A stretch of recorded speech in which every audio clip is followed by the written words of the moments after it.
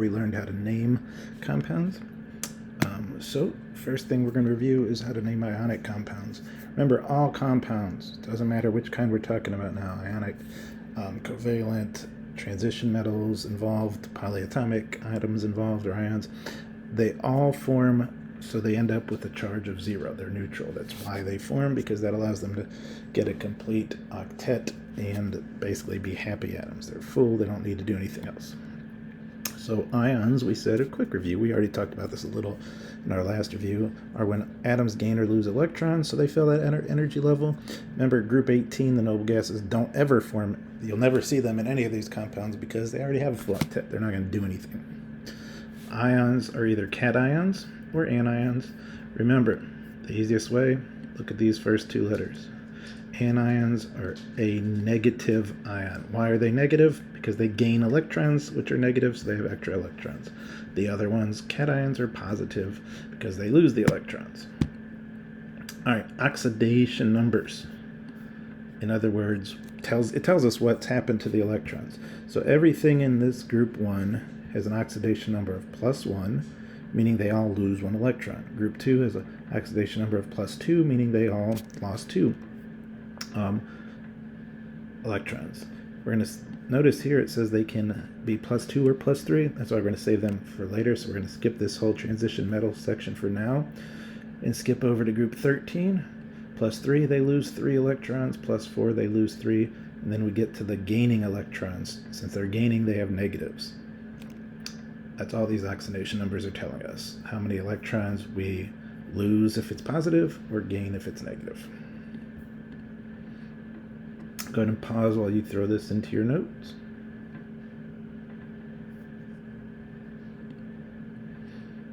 All right, so with ionic compounds, we're going to always remember form between a metal and a non-metal.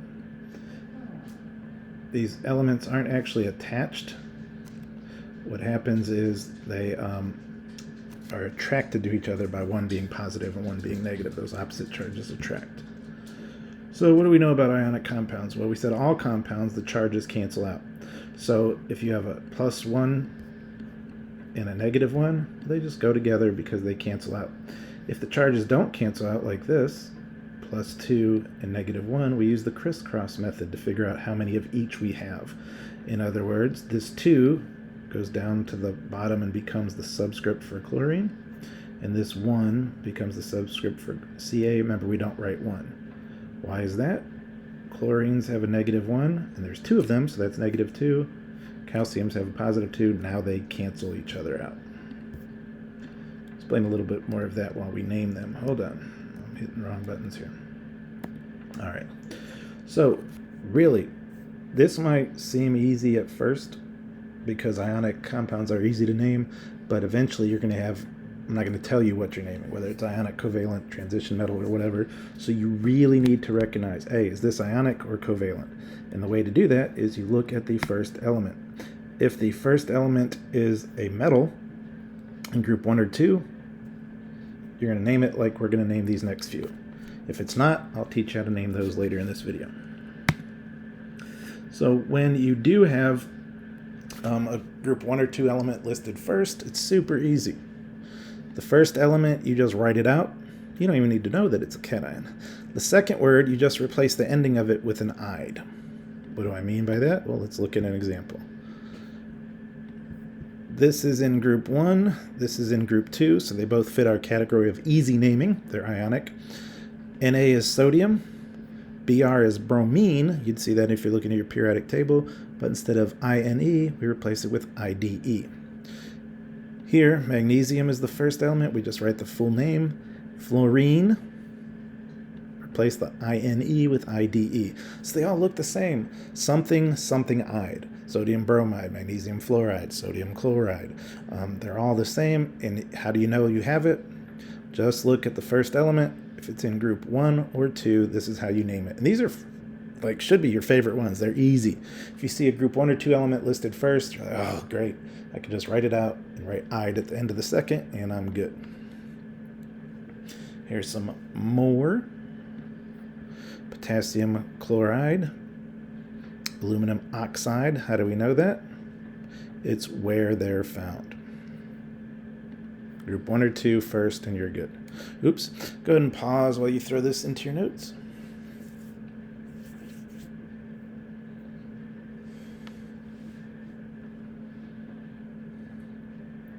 All right.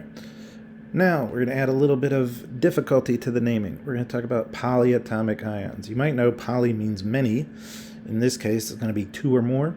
So we have 2 or more atoms stuck together acting as one unit. They carry a charge together. So this 2 minus here is not the charge of oxygen. It's the charge of this whole SO3 unit. This NO2 unit has a negative charge. This ClO2 unit has a negative charge. You will be given this chart for the final, so you don't have to memorize it, but you certainly have to know how to use it. And I'll give you some hints when we're practicing naming those as well. So how are you going to know, how are you going to know if you have one of these? Every problem you have is just going to have 2 different elements, except the ones with polyatomic. So if you see something with 3 or even 4 elements, know to pull out your chart, and then you just write down what it says. In other words, if we have KNO3, if that's what I'm asking you to name, you're like, well, that's 3 elements. I don't know how to do that. Oh, yes, you do. Look at your chart. NO3 is called nitrate, so it would just be K, which is potassium, nitrate. All right, what if we have a transition metal? That group I said at first to skip. That group in the middle, groups 3 through 12 there. Well, it's still going to be, name the first element. The second one's going to be Ide, except now we have to put that Roman numeral to tell us the charge in the middle, because remember we said they could have different charges. So I won't put silver on the test because it's a weird one that has a positive charge, positive 1. But what I will have is some other ones. So here, oops, let me skip this. Here's a better place to start. I'm going to actually skip that slide for now. Maybe I'll go back, maybe not. But how do you write formulas for transition metals? The easiest way is the crisscross method. So remember, you're always going to have these Roman numerals after the name of the first element. In this case, we have FeCl3. So just 2 elements. We see this one's a transition metal when we look at our periodic table. And then whatever number is next to the 3 is going to be in the Roman numeral. I'm sorry, whatever number is next to the second element is going to be in the Roman numeral. So look, here's a 3 on the second element. That's why we called it iron 3. We still end in ide. We're always ending in ide. Here, this next problem, what's the number?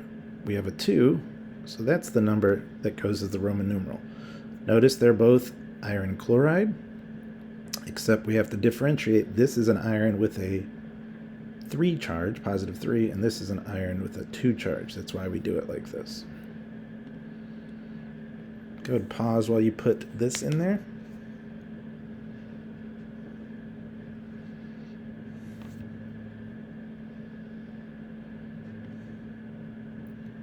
So we'll practice that a little. We had to show their charge. We said, what is this going to be called? Go ahead, maybe think of it. I'll put a few up here. See if you can name all these. And if not, just fast forward a little until you see me kind of writing on the screen. All right. Remember that this is what's going to be our Roman numeral. So Fe is iron. Oh, wait, I could do this. Fe is iron, so I'm just going to write iron.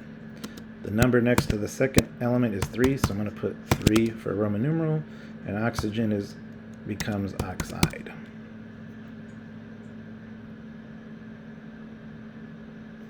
I'm going to skip 2. Don't bother. If you had trouble with it, don't worry. I don't want to confuse you. It's not going to be one this difficult on the final. So let's go down to 3 here. There's a number 2. So Cu is copper. That number 2 goes in parentheses. And then chlorine, Cl, becomes chloride because we always end in ide. And then last but not least, the one at the bottom, there's a 2 next to the P, so that's what's going to go in parentheses. And phosphorus becomes phosphide. So hopefully that's what you got. If not, hopefully you understand why now. But if not, I have a video that kind of shows all 3 namings, 4 special namings together. Last thing for you to practice before I give you the answers would be see if you can write the formulas for these that use polyatomic ions.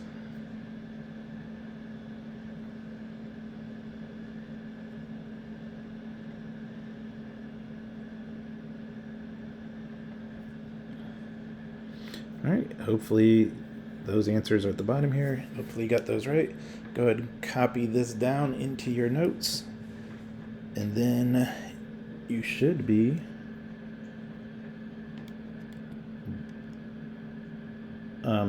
done with that middle part of your notes before we get to the last part. All right, the last thing to name are covalent bonded molecules. They're easy. They're another nice one. Not as easy as the ionic, but they're also easy. Remember, covalent bonds share electrons, which makes them going to be between 2 nonmetals. So if your first element's a nonmetal, this is how you're going to name the stuff. To do it, you really need to understand these molecular formulas. Remember, if there's no number next to it, that means there's 1 carbon, 1 oxygen. No number, 1 carbon, 2 sulfurs. 1 silicon, Si, 2 oxygen. 1 B, 1 boron, 3 fluorine. So those numbers should, at this point of the year, be easy for us. So how do we name them? We use prefixes, followed by the names of the nonmetals that we're having, and the second one's still going to end with "ide." So look here. We're not going to put the prefix list up here. BF3. Boron is a nonmetal, so that means we're going to look at our prefix chart. There's no number next to the boron, so we just write it by itself. And then there's a 3. Prefix for 3 is tri. 2 means di, which I'll put the chart up and you'll be given the chart on the test. Nitrogen. 4 is tetra. So again, we just look at how many of them there are, and then we're going to find our prefix chart on the next slide to find what goes in them. So there are our prefixes, and again, you don't have to memorize these, but how are we going to know when we use this? If that first element in our problems is a nonmetal, so we're talking groups 13, 14, 15, 16, 17, then we know, okay, we just get to use that chart. Another example, CO2, carbon is on the right side of the periodic table, so we're going to name it with our prefixes. Now on the slide before it said mono is for 1, but we never put mono in the first word. So carbon, since it would be mono, we don't have to bother. It's just carbon. 2 for dioxide. When the second element only has 1, we do put the prefix mono. So that is a little tricky. You have to remember, you'll only see mono in the second word. Here's another one, phosphorus 3 trichloride. You're always going to use those prefixes. See if you can name these on your own before I give you the answer. So you might want to hit pause. All right, the first word is, since it only has 1, we just write the normal word. The next one, prefix is 2, so we put di, and oxygen becomes ide. Second problem, first word only has 1 again, so I could just write carbon. Second one has 1, so I look at my chart. 1 is mono. And then I add my, add my oxide at the end. There's a 3 here, so I have to put tri-silicone. There's a 5, which is penta. Fluorine becomes fluoride. And finally, 2 for the P, which is phosphorus. And 4, which would be tetra. Chlorine becomes chloride. Hopefully you got those right. If not, fix them on your notes here. And once you have this done, you are done. So pause it here to copy your notes, and then you are done and go on to the review games.